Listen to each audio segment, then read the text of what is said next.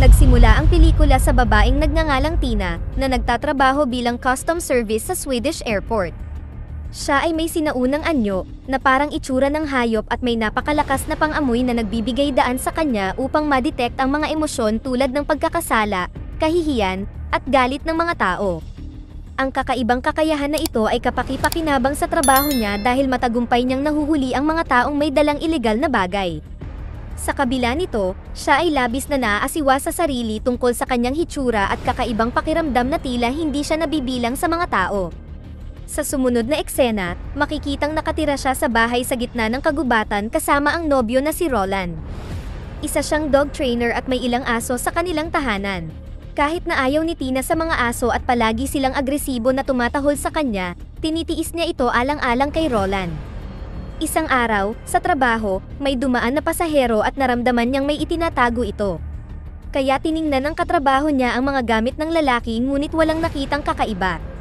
Sinabi ng lalaki na siya ay late na at nakiusap na umalis. Gayunpaman, kinuha ni Tina ang kanyang cellphone, inamoy ito at natuklasan ang memory card. Nang makita ito, ang lalaki ay nataranta at sinubukang lunukin ito, ngunit ang opisyal ay agad na kumilos at kinuha ang memory.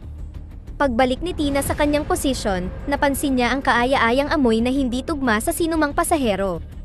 Ilang sandali pa, isang kakaibang lalaki na nagngangalang Vor ang nagpakita, nakamukha niya. Siniyasat niya ang maleta nito ngunit wala siyang nakitang kahina-hinala maliban sa ilang kagamitan na panghuli ng insekto. Pagkatapos ay tinanong nito kung gusto rin niya ang mga insekto, at kinakabahan siyang sumagot ng oo. Pagkatapos ng trabaho, pinuntahan niya ang ama sa nursing home. Sa kanilang pag-uusap, nagtanong ito tungkol sa relasyon nila ni Roland at kung sila ay natutulog na magkasama. Napaka-awkward nito, ngunit iginiit ng ama na iniisip lang niya ang kapakanan niya. Nag-aalala siya na baka ginagamit lang siya ni Roland dahil si Tina ang may-ari ng bahay at nagbabayad ng mga bayarin. Pagkatapos ay nilinaw ni Tina na naninirahan lang siya kasama nito dahil ayaw niyang mamuhay ng mag-isa. Kinabukasan, nakipagkita si Tina sa pulis na nagngangalang Agneta, na nagsabi sa kanyang nakita sa memory card ng lalaki ang maraming video ng pang-aabuso sa mga bata. Nagtataka, tinanong niya si Tina kung paano niya ito nalaman, at ipinaliwanag niya ang kakayahang madama ang anumang emosyon ng mga tao sa pamamagitan ng kanilang amoy. Pagbalik niya sa trabaho, nakita niya si Vor, na bumalik mula sa paglalakbay. Pakiramdam niya ay may itinatago ito, ngunit hindi siya sigurado kung ano, kaya si Vor ay isinama ng katrabaho niyang lalaki sa ibang silid at masusing sinuri. Maya-maya, lumabas ang ahente at ipinaalam kay Tina na wala siyang nakita. Gayunpaman, sinabi niyang nahihiya siya dahil natuklasan niya na ang ari nito ay ari ng babae. Ibinunyag din niya na may malaking peklat sa kuyukot ni Vor. Nang marinig ito, nilapitan ni Tina si Vor at humingi ng tawad sa nangyari. Sinabi niya kay Vor na maaari siyang mag-file ng reklamo laban sa kanila kung gusto niya. Gayunpaman, tila ayos lang ito sa kanya at sinabing madalas siyang bumiyahe at bihirang manatili sa isang lugar. Bago umalis, ibinigay niya kay Tina ang address ng hostel kung saan siya nakatira ngayon. Nang maglaon, pinuntahan ni Tina ang ama at nagtanong tungkol sa peklat sa kanyang kuyukot. Ipinaliwanag niya na noong siya ay 3 taong gulang, nahulog siya mula sa puno at nasaktan sa bato. Nagtataka siya dahil hindi niya maalala ang pangyayaring ito, ngunit sinabi ng ama na dahil masyado pa siyang bata. Pagkatapos, habang pauwi siya, hinarang siya ng kapitbahay na humihingi ng tulong, at sinabing pumutok ang panubigan ng kanyang asawa. Hinatid sila ni Tina sa ospital at umuwi. Nang maglaon, habang natutulog siya, nilapitan siya ni Roland at sinubukang maging intimate sa kanya. Sinabi niya na mayroon din siyang mga pangangailangan, at dapat nilang subukan man lang, ngunit tumanggi siya at itinulak ito mula sa kama. Kinabukasan, pinuntahan ni Tina si Vor sa tinitirahan, kung saan siya ay nanguha ng uod. Nagkunwaring napadaan lang siya at nakita siya, pero hindi siya naniniwala. Pagkatapos ay sinimulan niyang kumain ng uod at tinanong kung gusto niya rin, ngunit tumanggi siya. Gayunpaman, pagkatapos ng ilang pagkumbinsi, sa kalaunan ay kumain din siya ng uod, na sa tingin niya ay masarap. Pagkatapos ay nagtanong si Tina tungkol sa tinitirhan niya at inamin nitong hindi ito ganoon kaganda, ngunit wala siyang ibang pagpipilian. Sa gabi ay isinama niya si Vor sa tahanan at nang dumating sila, ang mga aso ay nagsimulang tumahol ng malakas. Gayunpaman, agresibong umungol si Vor sa kanila, na ikinatakot ng mga aso at nagpatahimik sa kanila. Sa loob, ipinakilala siya ni Tina kay Roland at ibinalita na siya ay magbabayad upang tumira doon ng ilang araw. Hindi natuwa si Roland sa ideya, ngunit wala siyang pagpipilian kundi sumang-ayon. Kasunod nito, ginabayan niya si Vor sa maliit na silid kung saan siya matutulog. Sa kanilang pag-uusap, napansin ni Vor ang peklat sa mukha ni Tina at nagtanong kung paano niya ito nakuha. Sinabi ni Tina na tinamaan siya ng kidlat, at pagkarinig nito, ipinakita rin ni Vor ang peklat sa dibdib. Pagkatapos ay lumapit si Vor at sinubukang halikan siya, ngunit kinabahan si Tina at umalis. Kinabukasan, kasama ni Tina ang undercover na pulis para subaybayan ang iba pang miyembro ng pedophile network. Di nagtagal, nakita nila ang isang lalaki na pumasok sa gusali, at naamoy niya ang pagkakasala at pang-aapi. Hinabol nila ang lalaki at napunta sa labas ng pintuan ng apartment. Habang nakatingin sila sa loob, binuksan ng lalaki ang pinto at sinigawan sila. Ipinaliwanag ni Tina na hindi nila sinasadyang napunta sa maling apartment, ngunit nagbanta ang lalaki na tatawag ng pulis. Humingi sila ng paumanhin at naglakad upang umalis, nang biglang may narinig silang umiiyak na sanggol mula sa loob. Pagdating sa istasyon, ipinaalam nila kay Agneta ang nangyari. Sinabi nilang nakarinig sila ng sanggol na umiiyak sa loob, ngunit walang record sa dokumento na may bata doon. Sinabi ni Tina na kumpiyansa siya na inaabuso nila ang mga sanggol doon at dapat kumilos kaagad. Gayunpaman, hiniling sa kanya ni Agneta na maghintay at sinabing hindi nila maaaring arestuhin ang sospek nang walang konkretong ebidensya. Sa sumunod na eksena, magkasamang naglakad sina Tina at Vor nang sabihin ni Tina na, noong bata pa siya, naniniwala siyang espesyal siya tulad ng mga fairy. Sa kanyang paglaki, naunawaan niya na siya ay tao lamang na may depekto sa katawan. Tiniyak ni Vor na walang mali sa kanya, ngunit sinabi ni Tina na ang organs niya ay deformed at hindi siya maaaring magkaanak. Pagkatapos, pinuntahan ni Tina ang kapitbahay na kapapanganak lang.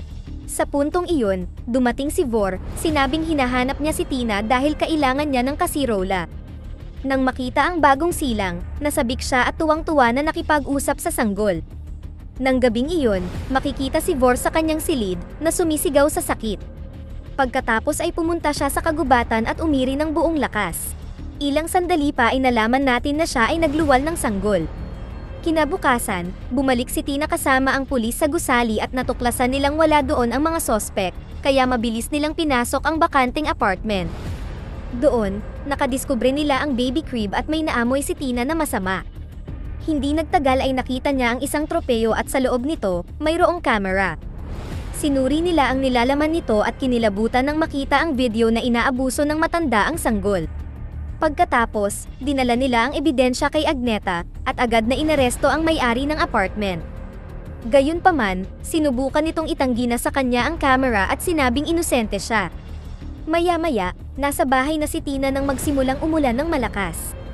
Dumating din si Vor at pareho silang natakot sa kidlat, kaya nagtago sila sa ilalim ng mesa at magkahawak kamay sa panahon ng bagyo. Nang tumigil ang ulan, ang dalawa ay nagtungo sa kagubatan at nagkalapit. Nagsimula silang umungol at maghalikan. Sabi ni Tina, deformed ang private parts niya pero hindi tumitigil si Vor. Ilang sandali pa, nagulat si Tina nang may lumabas na ari ng lalaki mula sa kanyang singit. Kasunod nito, nauwi sila sa pag-iibigan ng ilang oras. Sa gabi, sa wakas ay isiniwalat ni Vor na hindi siya tao, kundi troll na katulad niya. Ipinaliwanag niya na kabilang sila sa ibang uri ng hayop na dating pinahihirapan ng mga tao noon. Binanggit ni Vor na mayroong komunidad ng mga troll sa Finland na sumusubok mamuhay, malayo sa sibilisadong mundo. Pagkatapos ay tinanong niya si Tina kung gusto niyang sumama sa kanya sa Finland, at pumayag si Tina. Sa mga sumunod na araw, masaya ang dalawa sa paglalambingan at pagligo sa lawa. Isang gabi, sinabi sa kanya ni Vor na balang araw, maghihiganti ang mga troll sa mga tao. Isiniwalat niya na ang mga magulang niya ay pinag-eksperimentuhan ng mga tao at kalaunan ay namatay, kaya naging ulila siya. Pagkatapos ay sinabi ni Tina na kamakailan lang ay tumulong siya sa mga pulis na hulihin ang nang-aabuso ng mga bata na mukhang normal sa panlabas. Pagkarinig nito, sinabi niya na ang lahi ng tao ay parang mapanganib na sakit, na sinasaktan nila ang kanilang mga supling. Iginiit ni Tina na hindi ito totoo dahil ang kanyang ama ay mabuting tao, ngunit sinabi ni Vor na ang ama niya ay nagsisinungaling mula pa noon.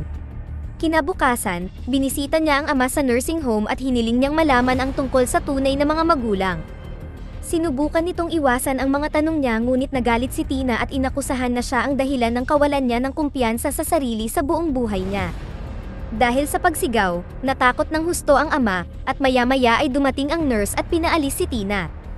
Pag-uwi niya, ang aso ni Roland ay nagsimulang tumahol sa kanya ng agresibo, kaya galit siyang umungol sa aso, dahilan para tumahimik ito. Nang makita ito, labis na nainis si Roland at nagtanong kung ano ang nangyari. Gayunpaman, galit na itinapon ni Tina ang TV sa labas ng bahay at pinalayas din siya. Nang maglaon ay kinausap niya si Vor at nalaman niyang naglagay siya ng tape sa loob ng refrigerator. Nagtanong siya tungkol dito ngunit ipinaliwanag niya na may mga bagay na dapat manatiling pribado. Pagkatapos ay sinabi ni Tina na pinalayas niya si Roland at mukhang masaya si Vor tungkol dito. Sa mga sumunod na araw, ang dalawa ay gumugol ng oras na magkasama, tumatakbo sa kagubatan at nagiging intimate. Ipinaalam sa kanya ni Tina na mula ngayon, gusto na niyang tanggapin ang katotohanan at isabuhay ang tunay na pagkatao. Sa sumunod na eksena, wala si Vor sa bahay, kaya pumunta si Tina sa kwarto nito at binuksan ang refrigerator. Doon niya natuklasan ang kahon na naglalaman ng kakaibang sanggol. Natakot siya dito, kaya agad niyang inilagay ang kahon sa refrigerator at umalis. Kinabukasan, ang pangunahing salarin sa pang-aabuso ng sanggol ay kasama ng pulisya upang ituro ang kriminal na nagbebenta sa kanya ng mga sanggol. Biglang may lumitaw na hayop sa harap ng sasakyan, kaya napilitan silang huminto. Sa sandaling ito, may humila sa salarin palabas ng kotse at brutal na pinatay siya sa loob ng ilang segundo. Nang lumabas ang mga pulis, wala silang nakitang tao maliban sa patay na katawan ng lalaki sa lupa.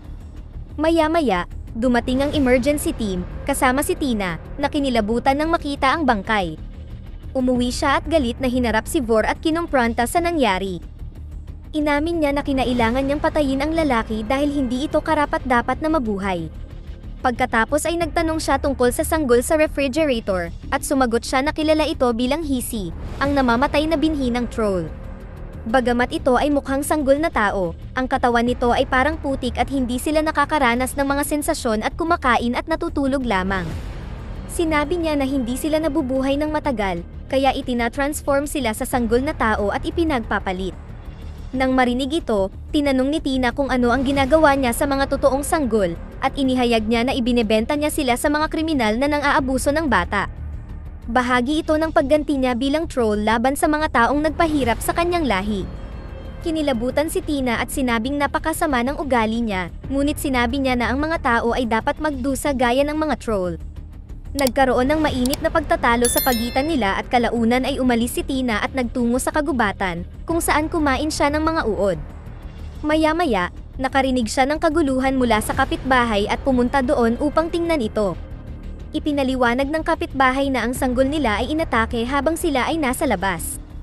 Nakita niya ang sanggol at nalaman niyang katulad ito ng Hisi sa refrigerator.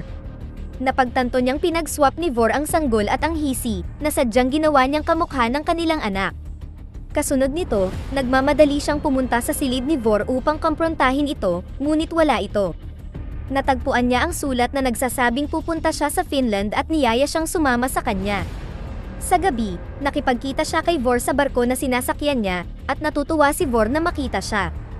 Iminungkahi ni Vor na manatili silang magkasama at paramihin ang lahi. Gayunpaman, tumanggi siya, at sinabing kahit na hindi siya tao, hindi niya gusto ang ideya na saktan sila. Sa katunayan, siya ay pinalaki ng tao, at naniniwala siya na hindi lahat ng tao ay masama. Maya-maya lang, dumating ang mga pulis, lumalabas na kanina pa sila nakaabang. Mabilis na inaresto siya ng mga pulis habang sinasabi kay Tina na magkikita sila sa lalong madaling panahon. Makalipas ang ilang sandali, nakatakas ang nakaposas na si Vor sa pamamagitan ng pagtalon sa tubig. Agad na sinimulan ng pulisya ang paghahanap sa kanya, ngunit hindi natagpuan ang katawan nito. Kinaumagahan, umuwi ang ama ni Tina at sa wakas ay inamin na hindi siya ang tunay niyang ama. Ipinaliwanag niya na ilang taon na ang nakalipas, nagtatrabaho siya bilang janitor sa psychiatric hospital kung saan dumanas ng iba't ibang pagpapahirap at eksperimento ang tunay niyang magulang. Dahil sa awa kay Tina, pinili niyang ampunin siya at palakihin bilang tao. Pagkatapos ay isiniwalat niya ang tunay na pangalan, Riva, na ipinangalan sa kanya ng mga magulang niya. Ipinaalam din niya na ang mga magulang niyang troll ay patay na at ibinigay sa kanya ang lokasyon ng libingan. Nang maglaon, nagmaneho si Tina sa lumang ospital kung saan natagpuan niya ang libingan ng mga magulang at naging emosyonal. Pagkalipas ng ilang buwan, nakahanap si Tina ng package sa kanyang balcony na naglalaman ng sanggol na troll at postcard mula sa Finland. Napagtanto na ang sanggol ay anak niya, sinunod niya ang likas na ugali ng sinumang nabubuhay na nilalang at nagpasya na palakihin ang sanggol. Sa huling eksena, makikita siyang pinapakain ng insekto ang kanyang sanggol at niyakap ang tunay na pagkatao, malaya sa takot na husgahan ng lipunan. Dito na nagtatapos ang ating kwento. Sana ay nagustuhan nyo, mag-subscribe na kung hindi ka pa nakasubscribe, pindutin na rin ang notification bell at like button upang matulungan ang channel, and leave a comment down below, and as always, thank you for watching.